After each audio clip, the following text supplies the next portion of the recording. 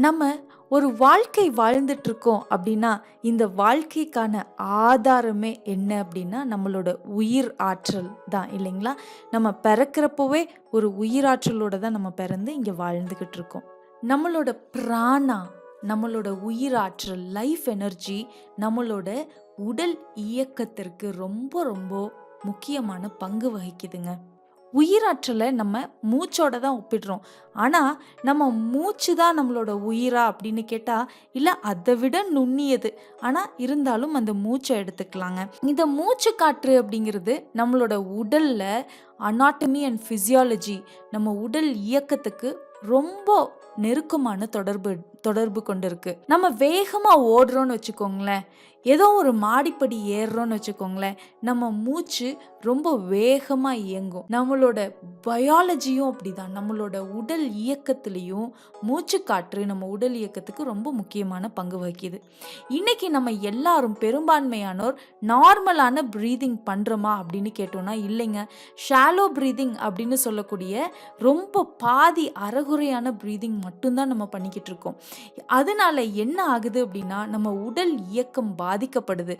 Hormonal imbalance நடக்குதுங்க. நம்மளோட உடலுக்குள்ள இருக்கிற உறுப்புகள் கூட இயங்குறதுக்கு சஃபிஷியன்ட் தேவையான அளவு பிரெத் நமக்கு இல்ல அப்படிங்கிறது தான் உண்மை. அதனால நம்ம மூச்சு காற்று மேல ஒரு அவேர்னஸ், ரொம்ப விழிப்புணர்வோட நம்ம இருந்தோம் அப்படின்னா நம்ம உடல் உறுப்புகளும் நல்லா இயங்கும். வேகமா நம்ம மூச்சு இருக்கிறப்போ, ஷாலோ பிரீதிங் இருந்துகிட்டே இருக்கிறப்போ என்ன ஆகுது அப்படின்னா, நம்ம உடலுக்கு தேவையான அளவுக்கு பிராண சக்தி உடல்ல தங்குறது இல்லைங்க.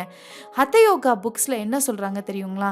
நம்மளோட வாழ்க்கை அப்படிங்கிறது நம்மளோட மூச்சோட எண்ணிக்கையை பொறுத்து தான் நிர்ணயமாகுது. நம்ம இவ்வளோ மூச்சு தான் நம்ம உயிர் வாழுவோம் அப்படிங்கிற கணக்கு சொல்றாங்க. அதனால எந்த அளவுக்கு டீப்பரா, அதாவது எந்த அளவுக்கு ஆழமான மூச்சு நம்ம இழுத்து விடுறோமோ அந்த அளவுக்கு நீண்ட ஆயுள் நமக்கு இருக்கும் அப்படிங்கிறது தான் யோகிக் பிலாசபி சொல்லுதுங்க. பிராணா அப்படின்னா நம்மளோட எனர்ஜி, ஆயமா அப்படின்னா அதை கண்ட்ரோல் பண்றது, அதிகரிக்கிறது, இன்டென்சிஃபை பண்றது. அதனால பிராணாயாமா நம்ம பண்ண கத்துக்கிறப்போ கண்டிப்பா நம்மளோட பாடி இன்னும் நல்ல ஃபங்க்ஷன் ஆகும். நம்மளோட செல்ஃப் அவேர்னஸ் அப்படிங்கிறது ரொம்ப நல்லா ஃபங்க்ஷன் ஆகுங்க. ஆனா ஒரு விஷயம் பிராணாயாமாவை பொறுத்த வரைக்கும் நம்ம எல்லாம் தெரிஞ்சுக்க வேண்டிய காஷன் என்ன அப்படின்னா, பிராணாயாமா அப்படிங்கிறது நம்மளோட பாடி பயாலஜிக்கல் பேட்டர்னையே மாத்துறதுக்காக நம்ம பண்ணக்கூடிய ஒரு பயிற்சி அப்படிங்கிறதுனால என்ன பார்த்தீங்க அப்படின்னா, சரியான முறையில் பிராணாயாமா கற்றுக்கிட்டு நம்ம அதை பயிற்சி பண்ணுறப்போ கண்டிப்பாக அது முழுமையான பயன் கிடைக்குங்க. பிராணாயாமா பண்ணுறப்போ நிறைய சைக்கோசோமேட்டிக் டிசார்டர்ஸுக்கு ரொம்ப சீக்கிரமான பெனிஃபிட் கிடைச்சிருக்கு. எஸ்பெஷலி டயபெட்டிஸுக்கு ரொம்ப நல்ல பலன் கிடைக்கும்.